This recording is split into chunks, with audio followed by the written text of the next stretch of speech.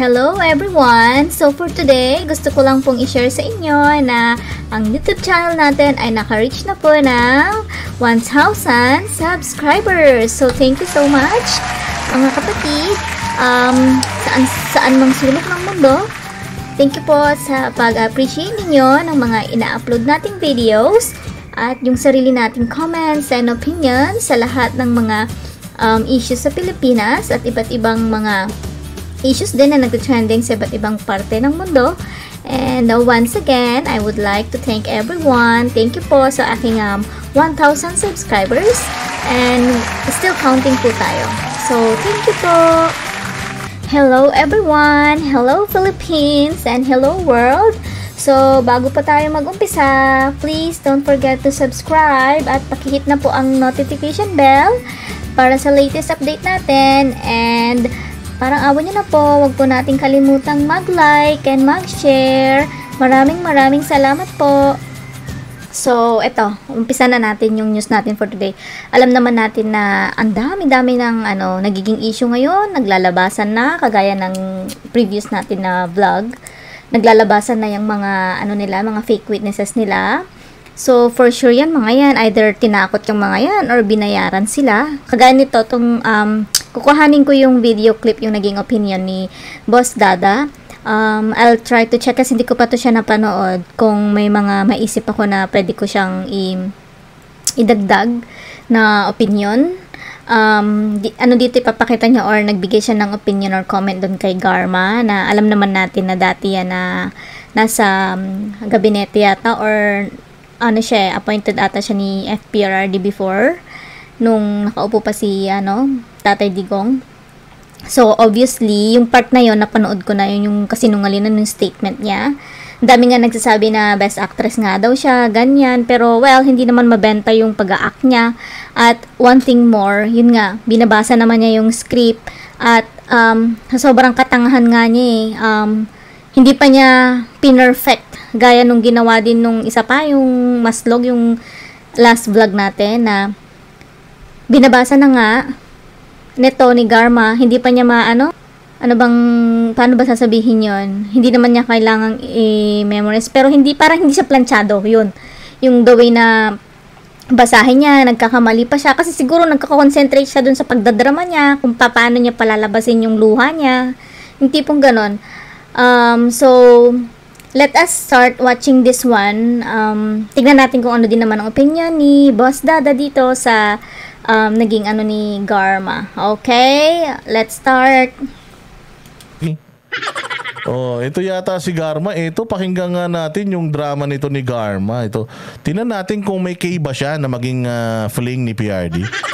Tingnan nga natin kung may case siya na maging fling. Okay, pasok. Direktang pinangalanan ni dating PCSO General Manager Roina Garma si dating Pangulong Rodrigo Duterte na nagutos daw sa kanya para pamunahan ng unoy Davao-style war on drugs sa buong bansa. Ayon kay Garma, Davao-style drug war. Alam natin yun. First off, taga Davao yung presidente. Second, yung kinuhang PNP chief, taga Davao din. So, anong gusto nyo? Pampanga model? Ilocos model? Abay natural model ng model ng Davao. Pero ito ang tanong, 'di ba? Sinasabi nitong babae na ang Davao model po kasi ng war on drugs is pag ang pulis nakapatay ng drug lord, may pabuya. Putangin na, miski ako, presidente, ganun ang gagawin ko Halimbawa ako kasi may pabuya nga yung paghuli kay Pastor Apollo Kibuloy Pastor pa yun. What more kung drug lord, di ba? Putangin na, kung drug lord mahuli mo o mapatay mo, putangin na, miski ako. Baka patatayuan pa kita ng ribulto.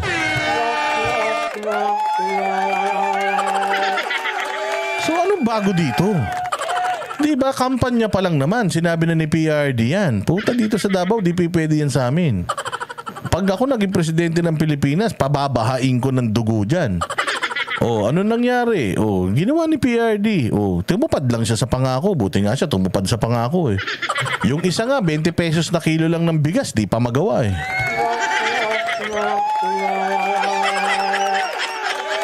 Di ba?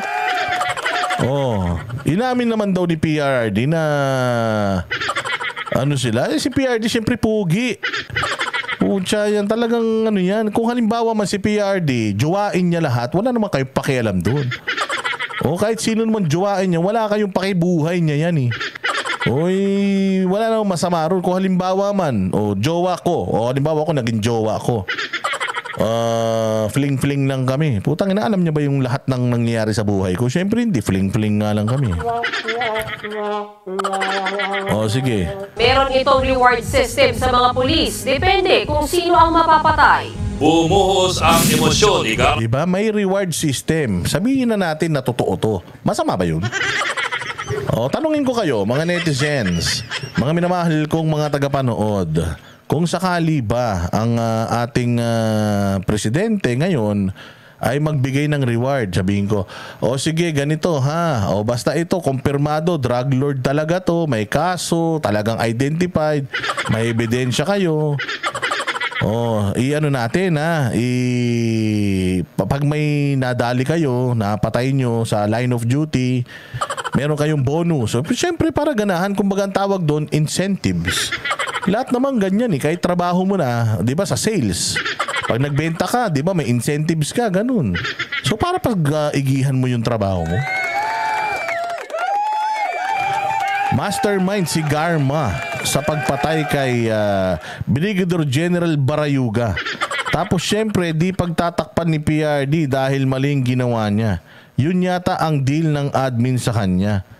Na off the hook siya doon para magsalita kay against kay PRD. Ayun na nga. Si Barayuga ba, ang alam ko meron pang isa yung involved siya eh. Yung sa Tanawan, Batangas daw. Hindi ko alam kung totoo pero parang sinasabi. Sige, diretso. Habang binabasa ang kanyang bagong affidavit sa pagdinig ng House Squad Committee. Dahil pa utal-utal at lumuluha, 2 beses binabasa ng mga kongresista kay Garma ang kanyang salaysay. Siyempre kailangan, may iyak ka talaga dun sa binabasa mo kasi nga alam mo hindi totoo eh. Pag alam mo na napilitan ka lang, siyempre mahal niya si PRD. Love ko siya. Kaya masama sa loob ko na ituturo ko siya dito. Hindi nga ako nag-asawa dahil sa kanya eh.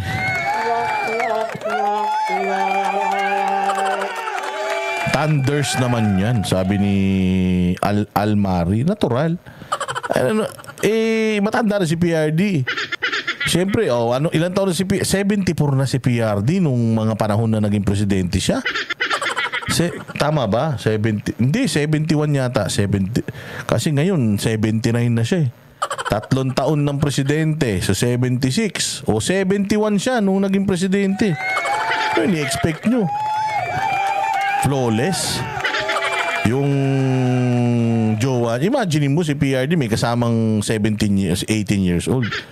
Sa tandaan niya na yun, 70 years old na siya. Pucha naman. Pangit naman tingnan yun. Siyempre medyo siya, medyo le-level naman siya konti. Mga medyo matrona na, ganyan. Mga 50, 47, ganun. Dito niya siniwalat ang mga utos noon o mga unay utos noon ni dating Pangulong Duterte sa pagpapatupad ng nationwide drug war. On May of 2016, I received a call from the then President. From May 2016, I received a call from then President Rodrigo Duterte. May 2016? Kutsa, ang eleksyon, May 15. So, kailan yan? May 16. Hindi pa siya sa presidente. Kumbaga, nanalo pa lang siya ng presidente ng Mayo. Pero hindi pa siya umuupong presidente noon. After 31 days pa bago siya umupong presidente, mga June 30, ganyan. Doon na siya uupong presidente. So, dapat pinatawag ka niya June. Kasi meron na siyang So, ang sinasabi ba in preparation, tumawag na siya kagad sa'yo. So, syempre, paano pa muna yan? Pa-party-party muna yan, ganyan. Hindi ba?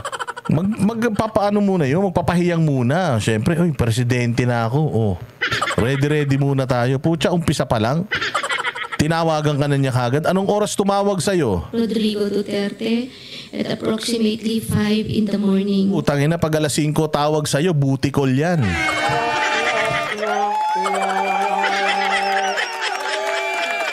Pag ang ganito bibigyan ko kayo ng sample.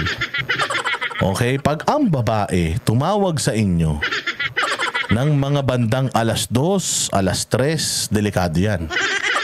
Pag tumawag yan ng mga alas 2, alas 3, tapos sasabihin sa inyo, gising ka pa. Gising ka pa. Mayroon lang kasi tayo saan ang pag-uusapan. Puta, pag tumawag ng ganun sa inyo yan, putsang ina, magdasal ka na. Buntis yan sigurado.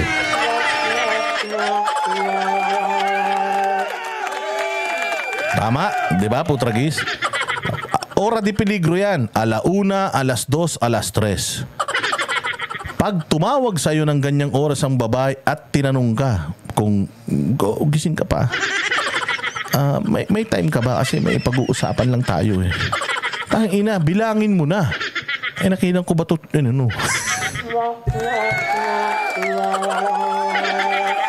Shoot yun. Testbun yun. Sasabihin ka agad sa'yo nun, kasi may problema tayo. Puta, pagka yung problema tayo, alam mo na. O kasi kung sasabihin niya, may problema kasi ako. Puta, alam mo, medyo pera yun pagka ganon. Ang problema nung pera. Pero pagka ang sinabi, may problema kasi tayo, puta, magdasal ka na. O, siguro may problema tayo. Ano yun? Ano na naman yun? Oh, ano yan? Butikol ang tawag dyan. Alam niyo yung butikol? Ibig sabihin, tumawag sa iyo, nangangati yun. O kung halimbawa, si PRD tumawag sa iyo ng alas 5, putya, may tigas ihi dun.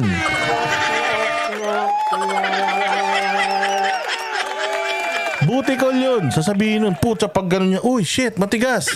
Siyempre, 71 na si PRD. 70 na, oh, shit. Doon, magigising yung si PRD. Ala, matigas. Tatawagan mo kagad kung sino available. Uy, psst, punta ka dito ngayon na. Bilisan mo. Bilisan mo, baka mawala ito.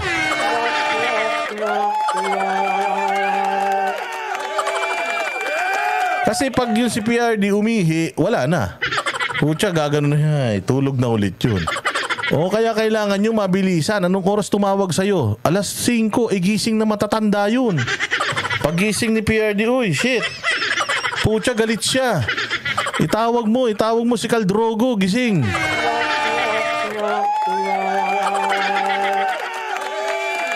O, diba? Ganun yun. O, ganun yun. Kaya pag tumawag yung mga alas 5, tas damatans na, tigas ihi yan. O, diretso natin. Puro kayo kalokohan. Joke lang yun. Joke lang yun. Kayo talaga. O, sige, diretso. Instructing me to meet him at his residence in Doña Luisa, Davao City. I was already acquainted with then Mayor Duterte. Kinuot pa, huy, psst, mabilis ka. Ang bilis mo magbasa. Ay, hindi makukuha ng media yan. Ang bilis ka, mabilis ka. Pucha, mabilis talaga. Kasi nga tigas ihi. Kailangan talagang mabilis kang pumunta. Sabi nung ni Kuya, psst, mabilis ka, mabilis ka. O, tingnan mo tingnan mo, binulong ni Kuya Already acquainted with the... Mabilis ka. Bilisan mo magpunta, ha? Pucha, pagka masakit kasi sa puson yun. O, pagka, ano ba to? Totoo ba to? O tigas ihi lang? Iihi ko nga. Pag inihi mo, tapos nawala, wala na. O, sa susunod na araw na naman yun. Then Mayor Duterte, having served as a station commander in one of the police stations in Davao during his tenure. During our meeting, he requested that I locate a PNP officer or operative who is a member of the Iglesia ni Cristo. Opo, pati iglesia na damay. Kaya naman pala nag-meeting si PRD kasamang Iglesia ni Cristo dahil dito. Sige, mamaya pag-usapan natin yan. Indicating that he needed someone capable of implementing the war on drugs on a national scale, replicating the Davao model. Ayon kay Garma, nabanggit niya raw kay Duterte ang upperclassman niyang si Delberto Leonardo na nasa Criminal Investigation and Detection Group o CIDG noon. Inimbitahan daw ni Duterte si Leonardo hanggang sa nabuo ang isang task force. Ayon kay Garma, may ipinatupad noong reward system sa pagpatay ng mga drug suspect na ginaya umano sa Davao Model. The Davao model referred to the shifting system involving payment and rewards. The Davao model involves 3 levels of payments of rewards. The first is the reward if the suspect is killed. Second is the funding of planned operations. Third is the refund of operational expenses. Dagdag pa ni Garma, naglalaro raw sa 20,000 pesos hanggang sa 1 milyong piso ang natanggap na reward ng mga pulis depende sa level ng mapapatay na drug suspect. Di ba? Ang tanong, kasi ang sinasabi na dito, depende sa mapapatay na drug suspect. Ngayon, ang tanong dito, yung Davao model, effective or hindi? Taong bayan ang magsasabi whether yung Davao model na sinasabi nila na tokhang is effective or not. Bilis, bilis, bilis. Ilagay nyo dyan, effective ba yung Davao model or hindi? Pakilagay, effective or not. Bilis, press 1 kung effective, press 2 kung hindi effective.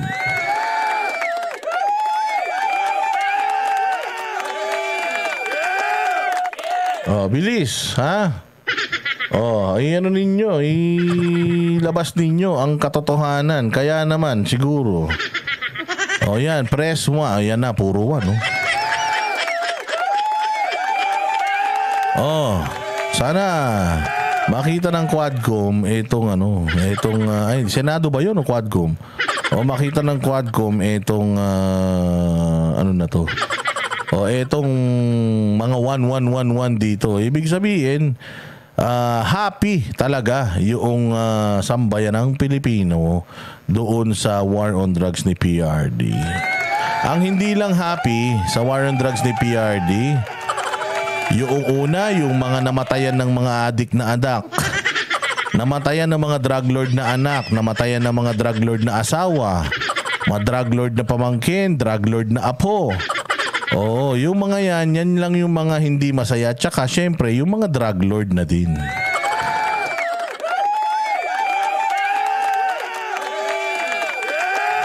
At dahil pati iglesia ni Kristo na mga mababait, So, okay, bago natin i-continue yung isang part ng video ni Boss Dada, bigyan lang ako ng additional na comments.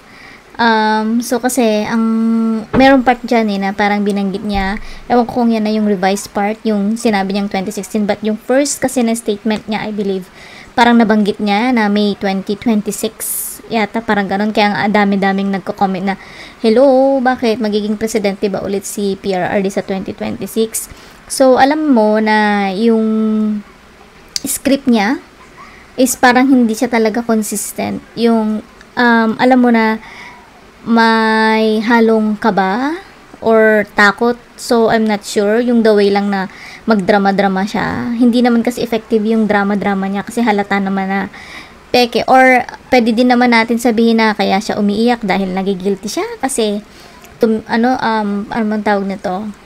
Bumaliktad siya. Or, pwede din naman na umiiyak siya kasi nagkandamali-mali siya. Or natatakot siya na yung sa pagbaliktad niya ay may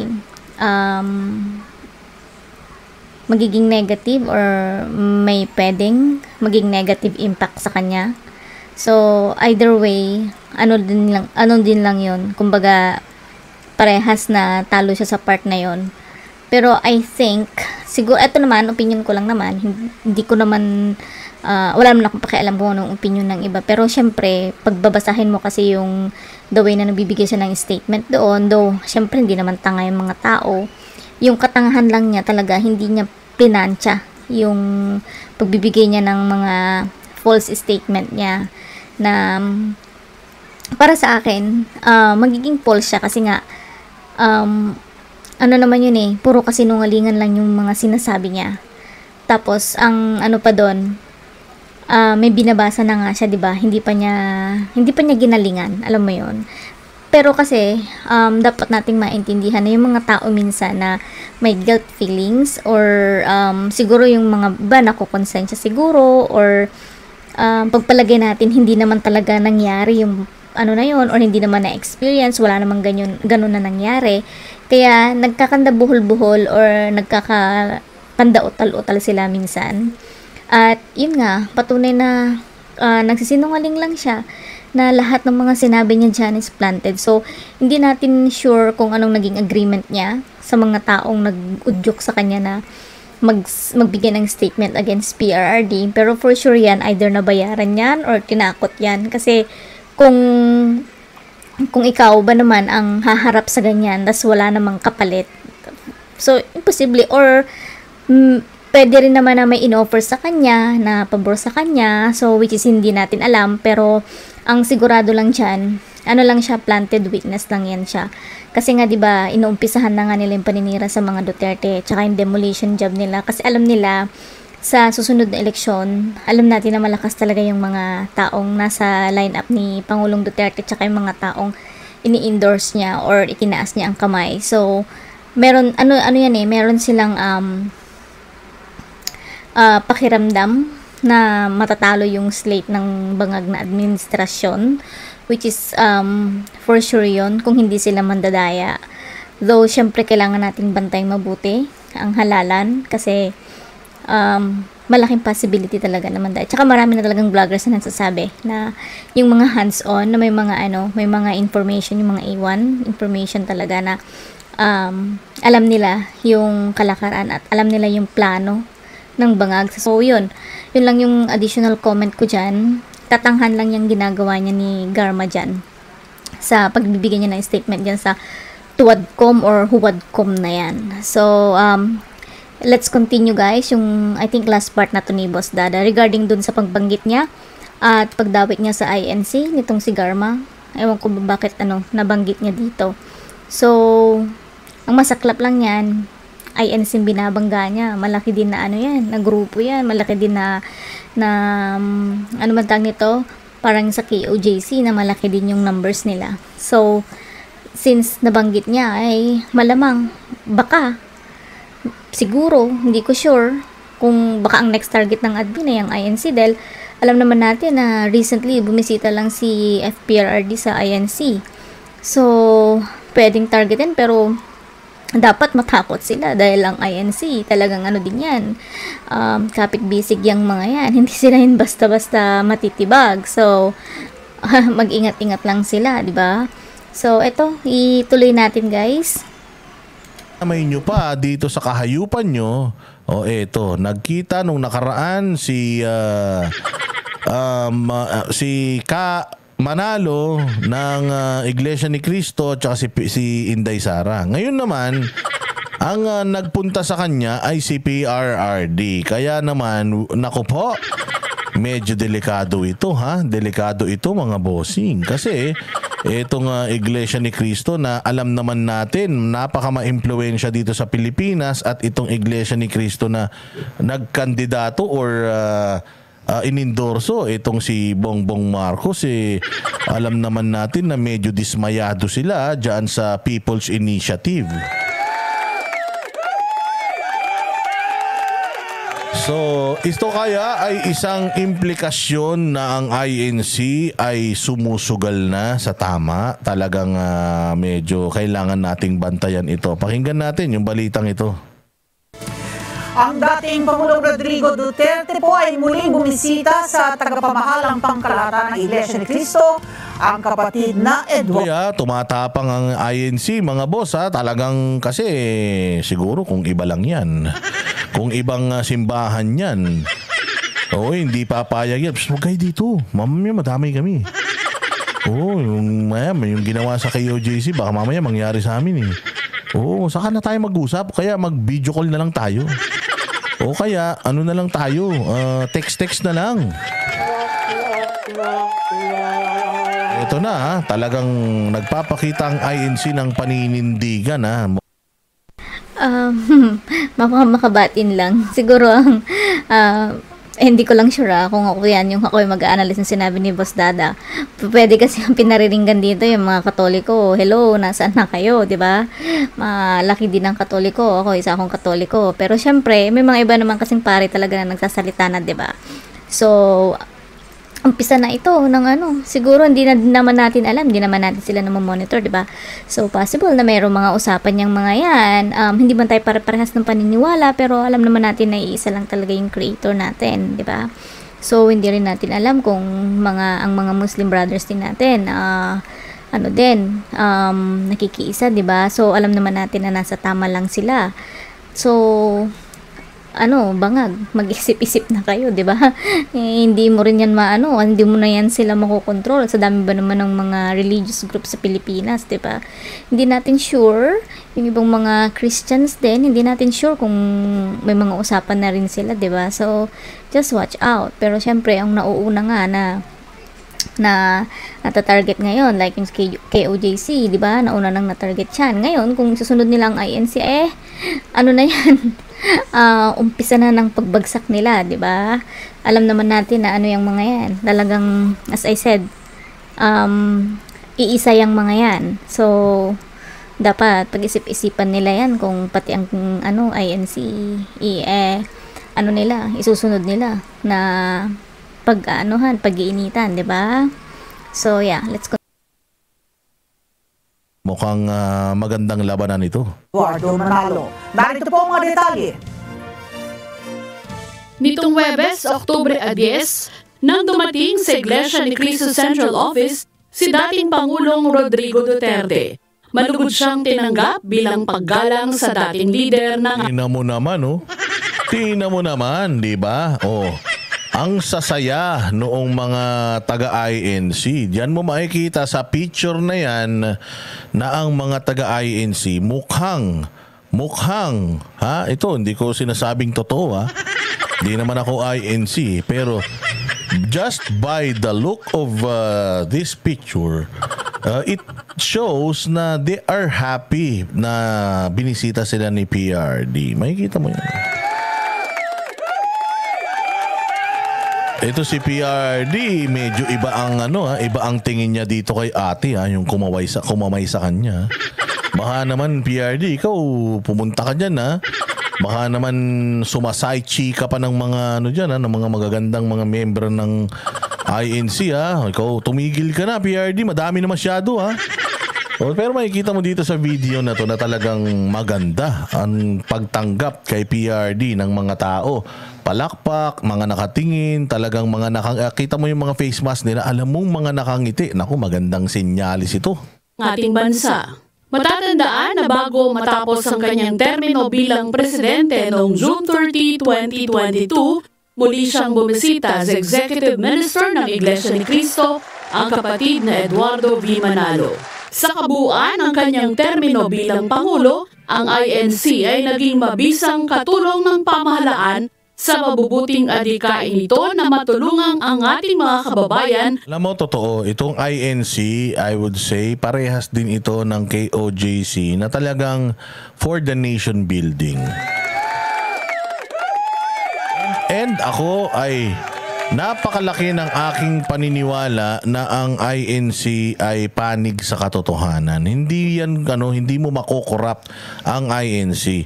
Yan, magpapakita talaga yan ng suporta doon sa mga alam nilang gumagawa ng matino. Pero sa mga gumagawa ng kabulastugan, sigurado ako lalabanan din nila yan.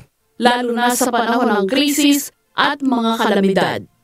Sa kasagsagan ng pagharap ng bansa sa pandemya bunga ng COVID-19 ay lalong pinatunayan ng Iglesia ni Cristo ang pakikiisa. Oy, totoo yan. Yung Iglesia ni Cristo, yung pinakamalaking dome nila, alam niyo yun? Yung pinakamalaking arena nila. Alam niyo ba na meron sila doon na yung open field nila, hindi naman yung, basta yung isang stadium nila doon. Ginawa pa nilang mega quarantine facility yun dyan sa Bulacan. Bilib na bilib tayo dun. Mega ano din yan, naging mega vaccine ano din yan, mega testing, yaang Philippine Arena at mega bakuna din yan. Kasi wow, kudos dun sa mga taga-INC Hindi ko alam yan, parang ngayon ko lang din narinig. But anyway, at least alam natin na tumutulong sila at tama nga yung sabi ni Boss Dada. For nation building talaga sila, parang sa KOJC. Siguro may mga iba pa na mga religion na ganyan din sa Pilipinas na ang talagang adhikain nila ay tumulong at para sa katotohanan at sa tama lang at naninindigan talaga sila, which is saludo tayo sa mga ganon na mga religion or congregation, di ba? So yeah, kudos, yeah, at least, di ba, hindi talaga sila napapagod or hindi sila talaga tumitigil sa pagtulong sa mga mamamayan, na itong paraan na to, kagaya ng KOJC, hindi kayang gawin ni Bangag, di ba? Samantalang may mga ibang mga leader talaga na masasabi mo na kagaya niyan, yung mga religious leader na nasa iba't ibang mga dominasyon, di ba? They are helping na from their own resource na rin yon. Hindi na nila kailangan na dumepende pa sa gobyerno, na alam mo na hindi sila nangungurakot, 'di ba? Tinutulong nila kung ano man yung meron sila. So sana kung naging ganyan lang si Bangag, 'di ba? Hindi naman magiging ganyan yung mga tao na magiging against sa kanya kung alam natin na may tama siyang ginagawa. So yun. Thank you sa INC. Maganda talagang adhikain nila, parang sa KOJC din, di ba? Yung tatay ko, yung nanay ko nung nagka-COVID, tas nagka-COVID kami lahat. Pucha yan, diyan kami sinwab test ng libre. So, parang kingdom din yung INC na talagang tumutulong sa gobyerno kahit sino. Hindi naman importante kung kaalyado, hindi. Ang importante sa kanila ay makatulong sila sa bayan. At pagtulong sa pamahalaan. Samantala, sa muling pagdalaw ng dating Pangulo, ay patuloy niyang kinikilala ang malaking kontribusyon ng INC hanggang sa kasalukuyang administrasyon ni Pangulong Ferdinand Marcos Jr. Nasaksihan din ng dating Pangulo maging ang mga malalaking gawaing pansibiko ng iglesia sa ibayong dagat, pangunahin na ang lingap sa mamamayan na nakatutulong hindi lamang sa marami nating mga kababayan na OFW, kahit pa sa mga non-Filipino ay tumutulong ang iglesia. O diba parang KOJC lang? Parehas yan. For the nation building at syempre sa sa talagang pagtulong sa kapwa tao, hindi lang Pilipino. Pati ibang lahi, o kita mo, 'di ba? Meron silang ganyan overseas kasi nga yung simbahan ni Pastor Apollo Kibuloy at saka ang INC, worldwide 'yan. Worldwide 'yan. Buong mundo hanggang Africa, meron din tong INC. Ang Pastor Kibuloy hanggang Africa meron din sila. At dalawa talaga ito sa pinakamayamang simbahan. Dalawa po ito sa pinakamayaman at pinakamaimpluwensyang simbahan dito sa Pilipinas. And makikita mo na parehas sila ng gawi. Doon sila sa tama, suporta sa gobyerno, tulong sa kapwa. Nakasuporta ang INC maging sa mga proyekto ng pamahalaan sa iba't ibang panig ng mundo.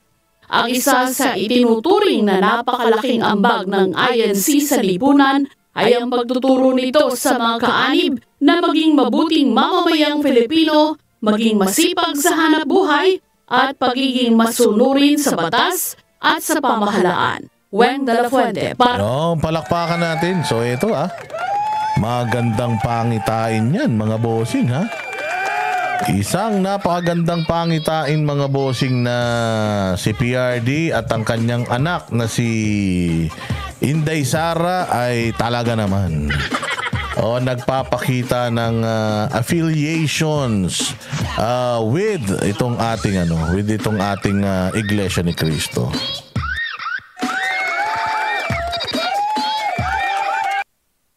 So, yun guys, hindi ko natatapusin yung part na yan ng vlog ni Boss Tada. Gusto ko lang i-share sa inyo yung dalawang magaganda pang topic na nakita ko lang to sa Facebook eh. So, gusto ko lang siyang sadahan saglit bago ko tapusin yung vlog ko. So, let us just check this one guys. Just give me one quick sec. So, eto guys, sa TikTok ko kasi ito nakita, yung TikTok ni @mall_clicks. Ito yung naging pahayag ni Richard Gomez. So, makikita naman natin dito, no, nanindigan talaga si Goma dito na yung war on drugs ni Pangulong Duterte ay talagang yun yung best. Kasi nga, maalala natin nung naging mayor siya, hindi rin naman niya na-eliminate yung drugs doon sa area nila. So, talagang sinabi niya dito na doon sa statement niya, kahit doon sa Quadcom ata, parang may binoljak pa nga yata siya doon na nasa committee ng Quadcom, yung mga tuwad na yan or Huwadcom na yan. So, ikaw, Kerwin, alam mo naman na best actor yan si Richard Gomez, so hindi mo yan matitibag yung pag-arte-arte mo dyan sa House of Representatives na yan, dyan sa mga buhaya na yan, ay hindi uubra yan sa kanya. Dahil nga, alam naman natin, literal na best actor talaga si Richard. And of course, meron siyang paninindigan. Pero at least, alam mo, napansin ko lang dito, kasi parang previously, later last year ata, parang ganun, or something na, parang this year siguro, early this year, na, di ba parang, hindi siya nagsasalita or something na, inisip ng tao na, nandun siya sa side ng mga bangag. Pero syempre, at least ngayon, sinasabi niya na kiniklaim niya, which is true naman talaga. Nakalagay nga dyan, no? Na sinabi niya dito na sa interview niya ata na to na yung war on drugs ni Pangulong Duterte pa rin talaga yung pinaka anong tawag nito? Biggest legacy ni FPRRD. Parang ganon. So, maganda na rin na nagsalita siya ng ganyan kasi alam naman niya yung tama eh na at least naninindigan siya ngayon na hopefully tuloy-tuloy na yan na alam niyang nasa maling direksyon na ang bansa.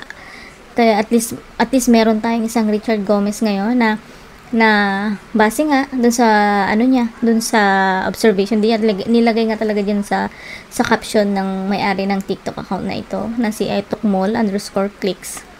Sinabi niya dito na duda sa acting ni drug lord na Kerwin, which is true. Hindi lang naman si Goma eh. Majority ng mga Pilipino talaga duda dyan. Kasi alam naman natin na kagaya ng mga pinanta nilang mga witness kuno dyan against sa Duterte, halata mo talaga na may script talaga sila, wherein doon pa rin naman sa ginawa nila kay Bibi Sara no, may mga script na yun. Ibig sabihin ng script na yun parang plinano na nila, may gumawa talaga ng script nila, kagaya nung kapag sa pelikula, di ba, may mga script sila na binabasa, parang ganyan yan. Yung script na sinasabi doon, if I'm not mistaken, is that na feed na sa kanila, na spoon feed na sa kanila, ang gagawin na lang nila, i-deliver na lang nila. Pero syempre, halata mong sumasablay sila. Kasi nga, hindi naman din nila personal knowledge yun, hindi naman din nila personal experience. May taong gumawa, 'di ba? Kahit sino naman siguro, 'di ba? Hindi mo yan maisasalaysay ng maayos kasi in the first place, hindi naman ikaw ang nakaranas nun or wala ka naman talagang idea or gumagawa ka lang ng kwento.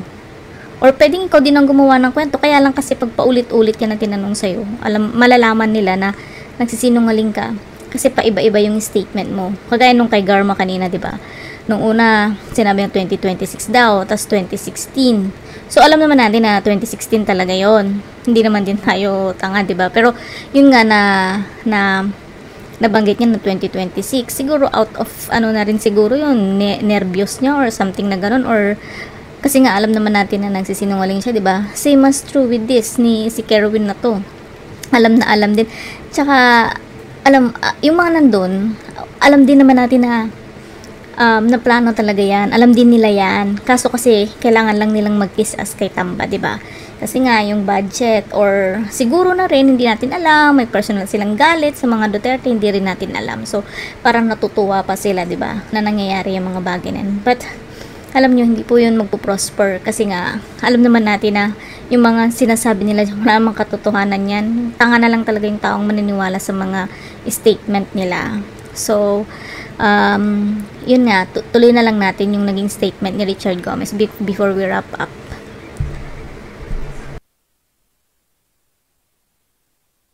For me, I support the president because I clearly saw the program was very effective when I was mayor of Ormoc City. You know, before I became mayor and before President Duterte became president, Ormoc City used to be the drug capital of Region 8.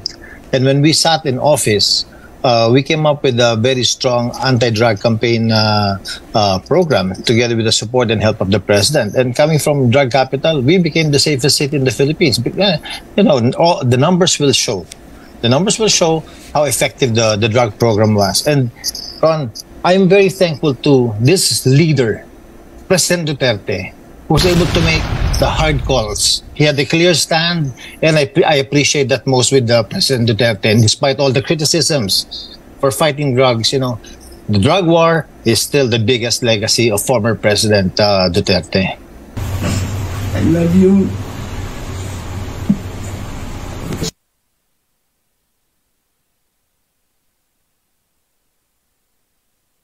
Naiintindihan ko si Goma dahil ang Albuera ay katabi lang ng Ormoc City. Kahit sino ipagtatanggol ang puok niya. So, kita nyo mga guys, diba, nakita nyo yung naging reaction ni Richard Gomez on that part nung nagbibigay ng statement si Kerwin, which is kahit sino naman siguro, diba, na makakapanood niya, malalaman at mapapansin din talaga na nagbibigay siya ng mga statement na kasinungalingan. So, I agree to Richard Gomez na ang biggest legacy talaga ni FPRRD ay yung war on drugs. So, wala talaga makakatalo dyan. Alam naman natin na nalinis talaga yan noon ni Pangulong Duterte. Hindi man siya perfect, pero at least, diba, ang mga tao dati takot talaga na magpakita yung mga gumagamit na yan, diba? O kaya yung mga pusher na yan, di ba? Takot na takot sila dati. Ngayon, makikita mo, sila pa yung mga bida ngayon, mga drug lord, kagaya niya ni Kerwin. Siya pa yung binibigyan ng panahon para pakinggan yung mga false statement niya. Which is, alam naman natin na syempre sila din naman yung mga quad committee na yan or yung mga wadcom na yan sa Congress. Sila din naman ang gumawa ng script niyan para lang palabasin or sira ng mga Duterte sa mga tao. Pero alam nyo, hindi na po effective yun. Kasi sa dami po ng mga nagbibigay or nagpapalabas or nagbablog ng katotohanan, hindi na nila yan ma-manipulate, kumbaga. Kasi yung mga tao gising na rin. Tsaka nakikita din naman natin kasi yung effect niyan sa tao yung mga nangyayari ngayon sa Pilipinas. So, yung social media na yung mas mas pinagkakatiwalaan at mas tinatambayan ng mga tao kumpara sa mga napapanood nila sa mainstream media. Kasi nga, mostly talaga na mainstream talaga ngayon, if not all, mostly talaga sa kanila ay bayad. So, iilan na lang talaga yung mga naninindigan din. May mga show pa rin naman na naninindigan talaga sila na hindi talaga sila nagpapadala sa mga bayad-bayad na yan, di ba? Or yung panggigipit sa kanila. So, at least kudos pa rin naman tayo doon. And of course, number one naman nagbibigay pa rin ng totoong balita ay ang SMNI. So, yun. So, yung last part guys, papakita ko lang yung naging statement ni Sir Jay Sonsa dun sa pag-i-invite na naman nila kay OVP or kay VP Sara ata to attend the hearing ulit dun sa Congress. But we'll see, kung abangan natin kung pupunta siya, but I doubt it. But to wrap up my video for today or my upload, let us just end it with that statement or yung invitation from the post of Sir Jay Sonsa. So eto guys, bali pinost ni Sir Jay Sonsa, tapos yung katabi nito yung invitation kay VP Sara. So, remember, ito yung sinabi ni VP Sara dati, yung second na inattendan niyang hearing nung umalis din kaagad siya. Sinabi niya dito na you may try to destroy me, you can skin me alive and throw my ashes to the wind, but let it be known, you will find me unbowed. I will continue to serve the Filipino people no matter the personal cost or political intrigue discussion. So, eto nga, yun yung last time. And then, let us see, ito yung invitation na sinasabi nga na, bali, tinakman lang yun ni Sir J dito. Yung pangalan siguro. So, yun nga, ang nakalagay lang dyan, nakikita naman ito sa OVP page ata. Doon ata kinuha ni Sir J ito. Though, I'm not quite sure. Tapos sinasabi nga dito na the committee formally invites you, siguro yung Office of the Vice President, to attend the hearing on October 14. Yan yung sa Lunes at 10 a.m. daw. Tapos sa People's Center ng House of Representatives sa Quezon City. So, sinabi dito na i-address nila sa upcoming hearing yun pa rin, utilization of the Office of the Vice President's regular and confidential funds. So, I think yun na naman yung magiging topic nila, same as before. Kasi nga ito, ang ginagawa nga kasi nila, pilit nilang sisirain ng mga Duterte. Kasi alam naman nila na malakas din si VP Sara for 2028 presidential election, di ba? Kung kakandidato siya ng pagka-presidente sa 2028, alam naman natin na mananalo talaga siya. And yun, takot sila. And then this coming kasi 2025 election, syempre ang gagawin nila, sisirain nila ng sisirain para lahat ng i-endorse ng mga Duterte, including VP Sara and Tatay Digong, pag-iisipan ng tao na ganito sila, ganyan. So tingin nila mababago yung desisyon ng tao at hindi iboto kung sino man yung mga i-endorse. Pwedeng ganun ang reason nila, kaya nila ito pilit na sinisira yung mga Duterte. So yun, basahin nyo na lang guys dun sa Office of the Vice President. I think doon nakapost din ito. And then pasadahan lang natin yung naging statement or naging comment ni Sir J. So eto siya guys, I hope nababasa nyo pa, pero let us just read it for you kung ano yung naging comment ni Sir Jason sa baba. Ito sinabi niya, Operation Stick to the Plan. Bali, ito, pinost niya 19 hours ago. Meron din siya dun sa personal niya na page sa Facebook. Doon, sinare niya ulit. Sinabi niya dito na, yun nga, yung operation is stick to the plan. Yung quote, let us just quote unquote.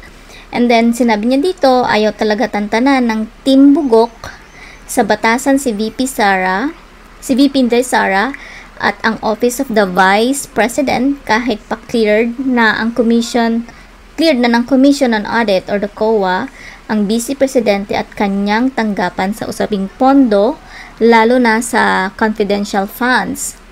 So, nag-schedule na naman sila ng pagdinig at sa pilitang pinapapunta ang ilang opisyal ng OVP.